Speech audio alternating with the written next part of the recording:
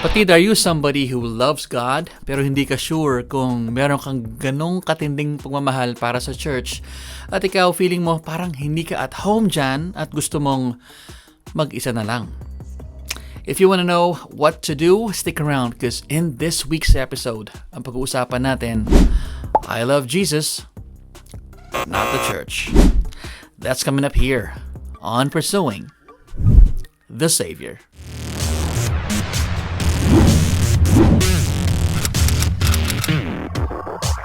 What is going on? My name is Archie and welcome to Pursuing the Savior. I'm a pastor and a writer and I have a passion for helping people understand the Bible and find their way back to God. And that's what this channel is all about. If you're new to this channel, please consider subscribing and hit that little notification bell so you won't miss a thing. And if you're watching on Facebook, don't forget to like or follow our official Facebook page, Pursuing the Savior. Let's get started. Naranasan mo na ba na minsan ikaw ay napagod sa church dahil feeling mo ikaw ay pinapahiya sa pulpito, ikaw ay hindi welcome sa church na yan, at minsan feeling mo ikaw ay ini-ignore ng leadership. And then one day nasabi mo na lang, ayoko na. I am done with the church. Now, it's just between me and God. Oo nga naman, kung ganun yung ating naranasan, masisisi ba natin yung ating mga sarili kung nanaisin nating dumistansya na lang sa church? Posible ba na mahalin natin ng Panginoon pero hindi ang kanyang iglesia? Let's talk about mean Christians. I think isa sa mga rason kung bakit may ilan sa atin ang nagde-decide na umalis na sa church ay dahil sa behavior nating mga Kristiyano. Minsan, tayo ay mean or masama. Pero saan ba nanggagaling ang ganitong klase ng behavior, ang meanness na ito? Well, I can think of three things. Una, yung pagkakaroon natin ng wrong sense of entitlement. Na feeling natin na porket tayo ay anak ng Diyos ay untouchable na tayo. Porket tayo ay pinili ng Diyos at miyembro ng kanyang pamilya ay may tendency tayo na tignan ng ibang tao ng mas mababa sa atin. Pangalawa, pwede ding manggaling ito sa ating misunderstanding of God's grace. Porket alam natin na ang Diyos ay mapagpatawad, ay feeling natin pwede na tayong maging blunt at hindi na tayong mag-iingat sa ating pananalita dahil kapag tayo ay nakasakit, kapag tayo ay nagkasala, napakadali lang naman ang pwede natin gawin, right? Ihingi lang tayo ng tawad and voila! Wala na, tanggal na ang kasalanan yon. Pangatlo, nakakalimutan natin na tayo ay tumanggap lamang ng awa ng Diyos. Bagamat tayo nagpapasalamat dahil tayo pinatawad ng Diyos, pero minsan we find ourselves unwilling to extend that same mercy to others. Katulad ng parable of the unforgiving servant sa book of Matthew. So, kung ganito tayo mag-isip at umasta, masisisi ba natin ng iba kung ayaw na nilang pumunta sa iglesia? How to look past the meanness. Kapatid, kung ikaw naman yung nasa receiving end ng kasamaan ng iba, ay huwag mo munang ihahagis yung puting tuwalya. Ibig ko sabihin, huwag ka munang susuko. Ito ang tatlong bagay na pwede mong pag-isipan. Number 1, acknowledge your need for a community. Oo nga naman, pag kinumpare natin yung church ngayon at saka yung church doon sa Book of Acts, ay napakalaki ng pagkakaiba. In fact, noong unang panahon, yung mga mananampalataya ay sabik na magkasama-sama. Hindi lang kada linggo, kung hindi bawat araw. Sa panahon natin, ibang-iba na. Marami sa atin ang busy na sa mga trabaho natin, sa eskwelahan o sa pamilya. At minsan, yung Sunday nga hindi pa natin maibigay. Lalo na sa panahon ng social media at internet. Yung ilan sa atin ay pinipiling manatili na lang sa mga tahanan dahil ang excuse natin ay may internet naman ako, may Facebook naman ako, pwede akong manood, pwede akong mag-aral ng Biblia sa pamamagitan ng aking cellphone o ng aking TV, hindi ko kailangan ng church. Naiintindihan ko yung comfort and convenience na ibinibigay ng pananatili sa bahay. Pero kung ganun ang disenyo ng Panginoon para sa atin ay bakit ganun na lamang ang sinasabi ng Biblia na tayo dapat ay nagsasama-sama? Basahin natin ang Hebrews chapter 10 verses 24 to 25. And let us consider how to stir up one another to love and good works, not neglecting to meet together, as is the habit of some, but encouraging one another, and all the more as you see the day drawing near. So ang nagsulat ng sulat na ito ay ini-encourage yung kanyang mga sinulatan na i-consider na i-stir up nila ang bawat isa sa pag-ibig at sa paglilingkod. Now, dalawang salita ang gusto kong bigyan ng tuon dito. Una, yung salitang consider. Ibig sabihin, to fix one's mind upon. Hindi siya nagsasabing, pag-isipan mo to. Kung hindi sinasabi nito ay, pag-aralan mong mabuti. Ito ang mga facts at pag-aralan mo maigi, pag-isipan mo, and then come up with a conclusion.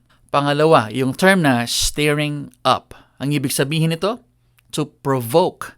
Ibig sabihin parang i-push natin ng bawat isa na magmahalan tayo at maglingkod. Here's the thing. When we gather together, ministry is born dahil may mga pangangailangan. At kung saan nagsasama-sama ang mga tao ay magkakaroon ng pagkakataon na maglingkod. Gusto ng Panginoon na yung mga pagsasama-sama natin ay nakakapagpalakas. At napapalakas natin ang bawat isa sa simpleng katotohanan na nandun tayo at nagsasama-sama. Hindi lahat ng pagkakataon ay magaan at masaya ang buhay sa church. Pero ito yung ating spiritual na tahanan. At hindi naman lahat ng pagkakataon ay makakasundo natin lahat ng tao sa church. Pero ito yung ating spiritual na pamilya. At kung itinuturing natin ang ating mga sarili na bahagi ng pamilyang ito, hindi ba dapat nais na makasama natin ang mga mahal natin sa buhay? Number 2, acknowledge that we are called to welcome one another.